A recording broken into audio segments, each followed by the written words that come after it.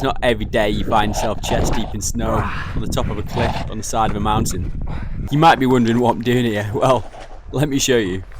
Our day started with getting up at the crack of dawn. We had to be back down in the Lake District later that afternoon. It's about a 4-hour drive away. That's the main reason that we got the gondola up. We were aiming for a quick snatch and grab route. Nothing too hard and nothing too long, and just hoping we'd find some good conditions up there. Yeah, brilliant. Cool. Let's do it. Fuck yes! Hell of a day, like. Incredible. Yeah. We were so lucky with the conditions. It had been fairly stormy up until this point for the last 2 days, and it was a bit of a risk coming up at all, and we didn't really expect to find any good conditions whatsoever. Yeah. So when we found winter had not quite left Scotland, we were absolutely made up. Just at the top of Easy Gully on Aonach Mòr.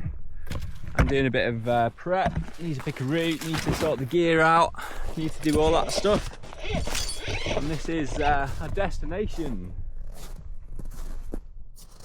So we're just going to kit up and plod our way down there. And we've got time for one route, no fucking around hopefully, and then back down to beautiful Lake District. Back down the road. Yeah, boy. Whee! The recent storm had turned all the snow into more of a neve. Fairly good feet. Really good feet. Yeah, cool. Although it's still December and fairly early season, the recent storm has ripped through and stripped everything on the lower levels, and anything that remains higher up is actually quite solid. We drove up to Cairngorms on Thursday night, and it's the first time in a long time where I've actually been knocked on my feet by the wind. We walked up to Snechter on Friday, and we didn't get anything done really. On Saturday we changed tack and decided to change locations and go to Ben Nevis, further west. We went and did a route called Green Gully, which was interesting in the condition it was in. We topped out of the Ben to an outrageously beautiful sunset. We'd done quite a lot of walking in the 2 days prior, so we were both fairly glad to take the gondola up today. So here we actually climbed past where we should have belayed, and we continued up this gully. Fraser was going to lead the first pitch, so it was up to me to try and find a bit of a belay. And to be honest, we should have packed some more gear, but we weren't expecting so much ice to be around. I guess it's belay here-ish, right? There must be a bit of gear somewhere hiding. Even if it's one bit, be good. I mean, you can maybe chip out on that ice right above you and make Yeah. a sling out of that. Yeah, true. This was our third day up in the hills of Scotland, and we were both feeling the fatigue a bit. Days like this always seem to be a little bit of a balancing act. Might be a block up here. We need to move fast so we can get home in a reasonable time, but we don't want to be so fast that we're unsafe, because then we won't make it home at all.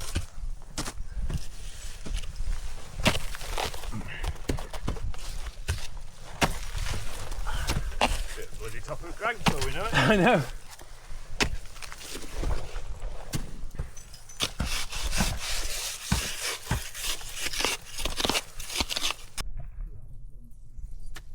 Nice. Making good headway up the wall. The wall of ice with no ice screws. What a beast. What a man. We were moving well and the ice was good. Fraser had just led the first pitch. Because we had no ice screws, he'd managed to hook 2 icicles with slings, and that was his protection. If it was someone else, I might have been worried, but I've seen Fraser do a lot harder climbing, and I know his ability is good.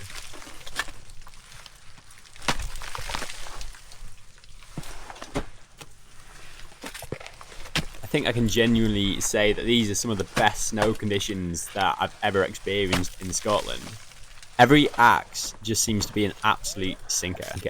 And the funny thing is, because of the storm that came through, like, no one was out that weekend at all. And to be fair, on the drive up, I didn't think anything would be in either. But Fraser was so psyched to go and do a bit of winter that I just had to go along and see for myself. And you know what? His hunch paid off. Nice, good job. Thanks, yeah, just got fucking hung up trying to get back out there.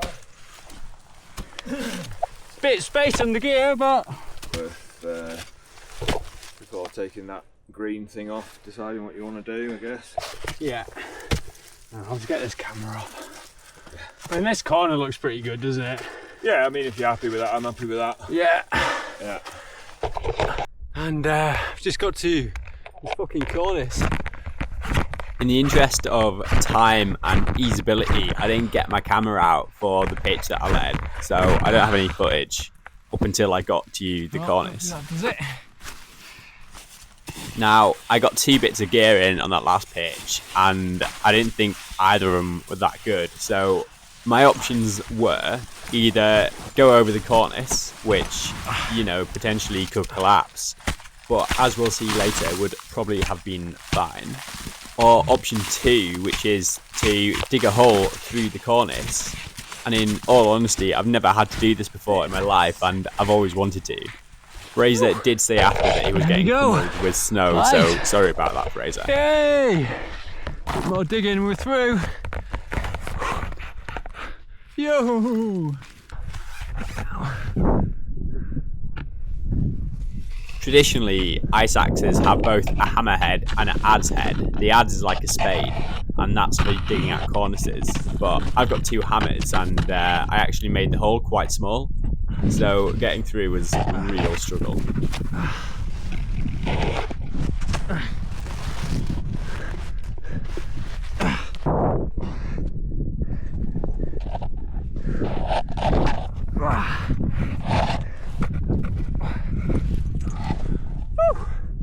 Yeah! Come on!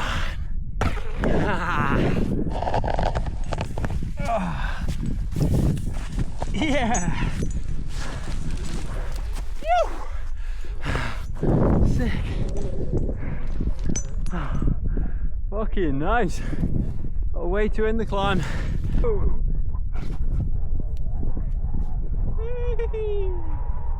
Yeah, go on! Go on! Yeah, boy!